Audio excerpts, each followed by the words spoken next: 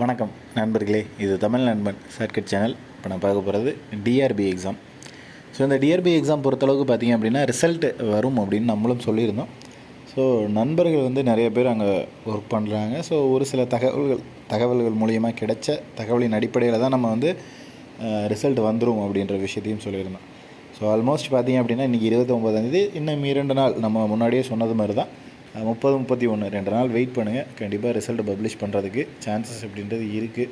So wait பண்ணி பார்ப்போம் என்ன ஆகுது அப்படின்றத. ஏன்னா அவங்க கொடுத்த தகவலை நம்ம வந்து உங்களுக்கு ஷேர் பண்ணுறோம், அவ்வளோதான். ஏன்னா ஜனவரியில் வந்து கம்பல்சரி ஜாயினிங் அப்படின்றது இருக்கும் அப்படின்னே சொல்லியிருக்காங்க. பிப்ரவரியில் ஜாயினிங் இருக்கும், ஜனவரியில் வந்து இன்டர்வியூ இருக்கும் அப்படின்றத சொல்லியிருக்காங்க. ஸோ ஆல்மோஸ்ட் பார்த்திங்க அப்படின்னா உங்களுக்கு இடையில இந்த ஒரு 15-20 நாள் தான். ஏன்னா இடையில பொங்கல் லீவ் அப்படின்ற மாதிரி போயிடும். இதுக்கப்புறம் வந்து நியூ இயரும் வந்துடுது. ஸோ இன்றைக்கி வந்து சான்சஸ் நிறைய இருக்குது வெள்ளிக்கிழமை வர்றதுக்கு. ஏன்னா அடுத்து 30-31 ரெண்டுமே சனி ஞாயிறில் போயிடும். ஸோ ஆல்மோஸ்ட் இன்றைக்கி வெயிட் பண்ணி பார்ப்போம். அப்படி வரலை அப்படின்னாலும் ஜனவரியில் உங்களுக்கு ரிசல்ட்டை வந்து பப்ளிஷ் பண்ணிவிடுவாங்க. ஸோ இது வந்து ரிசல்ட்டுக்கான ஒரு தகவல் அப்படின்றத தெரிஞ்சுக்கங்க. இதுவும் வந்து நண்பர்கள் கொடுத்த ஒரு தகவல். நான் அதை வந்து உங்கள்கிட்ட ஷேர் பண்ணுறேன். நான் எதுவும் ரிசல்ட்டை வந்து நான் எதுவும் பப்ளிஷ் பண்ணலை. ஸோ ஜஸ்ட்டு தகவலை உங்கள்கிட்ட பகிர்ந்துக்கிறோம், அவ்வளோதான். அடுத்து வந்து இதற்குடைய கட் ஆஃப் மார்க். ஸோ ஏன்னா கட் ஆஃப் மார்க்கில் இன்னமும் நிறைய நண்பர்கள் நிறைய சந்தேகம் கேட்டுக்கிட்டே தான் இருக்கீங்க. ஸோ கட் ஆஃப் மதிப்பெண்கள் அப்படின்றது நம்ம டிஸ்ட்ரிக்ட் வைஸ் கொடுக்குறோன்னு சொல்லியிருக்கோம். பட் இன்னும் ஒரு நாள் வெயிட் பண்ணுங்கள். அப்படி ஒரு வேளை இன்றைக்கி ரிசல்ட் வரலை அப்படின்ற பட்சத்தில் நம்ம டிஸ்ட்ரிக்ட் வைஸ் கட் ஆஃப் அப்படின்றத போடுவோம். ஏன்னா டிஸ்ட்ரிக்ட் வைஸ் கட் ஆஃப் போடுறது எவ்வளோ சிரமம் அப்படின்றது கண்டிப்பாக உங்களுக்கே தெரியும். ஸோ அதவும் நம்ம டேட்டா எடுத்து வச்சுருக்கோம். ஸோ இருக்கிற டேட்டாவை வச்சு தான் நம்ம டிஸ்ட்ரிக்ட் வைஸ் கட் ஆஃப் போட முடியும். அதாவது ஃபுல்லாக ஓகே நம்ம போடுற கட் ஆஃப் அப்படியே 100% பொருந்தும் அப்படின்னு நான் சொல்ல வரல. ஒரு 60-70% நம்ம போடுற கட் ஆஃப்குள்ளே தான் வரும் அப்படின்றத தெரிஞ்சுக்கிங்க. 1-2 வந்து மாறி போகலாம், 3-2 லைட்டாக சேஞ்சஸ் ஆகலாம். அதை தாண்டி வந்து நம்ம போடுற கட் ஆஃப் ஒரு 70% 75% வந்து ஆல்மோஸ்ட் கரெக்டாக தான் இருக்கும். ஏன்னா அந்தளவுக்கு ஓரளவுக்கு டேட்டா எடுத்து வச்சுருக்கோம் எல்லா டிஸ்ட்ரிக்ட்லேயுமே.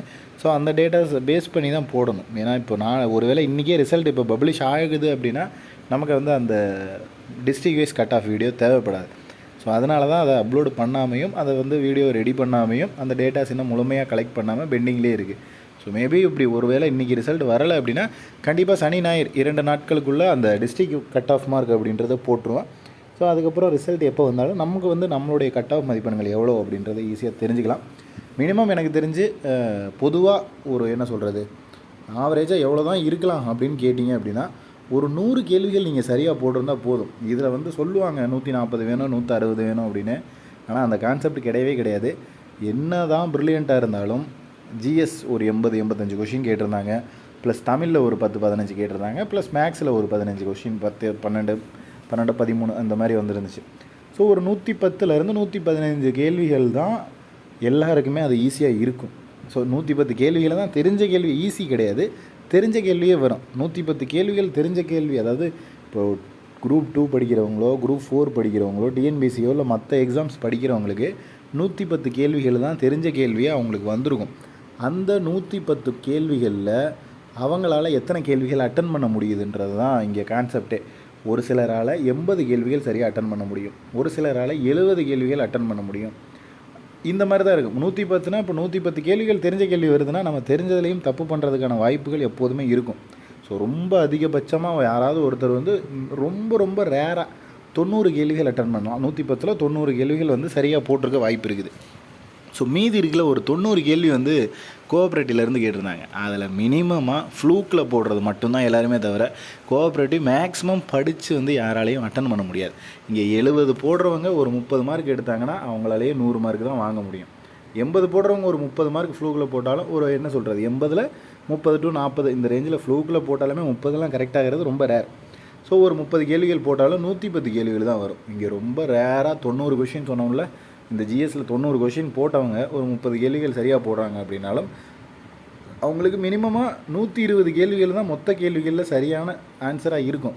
ஸோ அதையும் தாண்டி இல்லை எனக்கு கோஆப்ரேட்டிவ் நான் படிச்சிருக்கேன் அப்படின்னா இங்கே 90 வாங்குறவங்க கண்டிப்பாக 90 + ஒரு 40 போடலாம். ஏன்னா 80 கேள்விகளில் ஒரு 40 கேள்வி தான் படித்து அவங்களால ஆன்சர் பண்ண முடியும். இதுதான் உண்மை. இதுக்கு மேலே கோஆப்ரேட்டிவ்லேயும் 80 வாங்குவாங்க 70 வாங்குவாங்கன்ற கான்செப்ட்லாம் கிடையவே கிடையாது. ஸோ இதிலே ஒரு 100 வாங்குறாங்கன்னா 130 தான் மிகப்பெரிய ஒரு ஹை மார்க்காகவே இருக்கும். ஸோ 130 எடுத்துட்டால் கண்டிப்பாக வேலை கிடைக்கும். அதனால் வந்து நீங்கள் நான் 100 தான் போட்டிருக்கேன் அப்படின்ற மாதிரி கான்செப்டில் இருக்க வேணாம். ஸோ 100 கேள்விகளில் எனக்கு தெரிஞ்சு இந்த தேர்வுக்கு வந்து இது வந்து அதிகமான மதிப்பெண்கள் அப்படின்றத நான் சொல்லுவேன். ஏன்னா எல்லா இடத்துலையும் இதே அளவு சேம் அளவு போட்டி அப்படின்றது இல்லை. அதனால தான், ஏன்னா டிஎன்பிசி படிக்கிறவங்க கோஆப்ரேட்டிவ் கோர்ஸ் முடிக்காமல் இதில் உள்ளே வர முடியாது.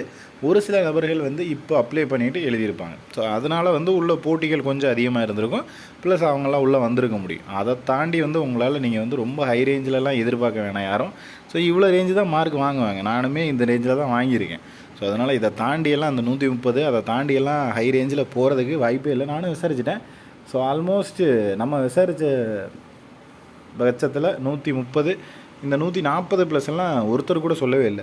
ஸோ அதனால் ஒன்றும் கவலைப்படவே தேவையில்லை. நீங்கள் இந்த ரேஞ்சில் தான் வரும்ன்றது தெரிஞ்சுங்க. ஒரு சில கேட்டகரிக்கு அந்த 100க்கு கீழேயும் வரும், அதற்கும் வாய்ப்புகள் இருக்குது அப்படின்றத தெரிஞ்சுங்க. ஒரு வேளை இன்றைக்கி ரிசல்ட் வரலை அப்படின்னா கண்டிப்பாக கட் ஆஃப் மார்க், அதுவும் district wise cut off mark கொடுத்துருவோம். ஸோ அதில் பார்த்தீங்க அப்படின்னா டீட்டெயில்டாக தெரிஞ்சிடும் யார் யாருக்கு எவ்வளோ இது இருக்குது கட் ஆஃப் வேணும் அப்படின்றத போட்டுருவோம். ஓகேங்களா? உங்களுக்கு இதில் வேறு ஏதேனும் சந்தேகங்கள் இருந்துச்சு அப்படின்னா கீழே கமெண்ட் பண்ணுங்கள். நெக்ஸ்ட் எடுத்த வீடியோவில் பார்க்கலாம். தேங்க்யூ.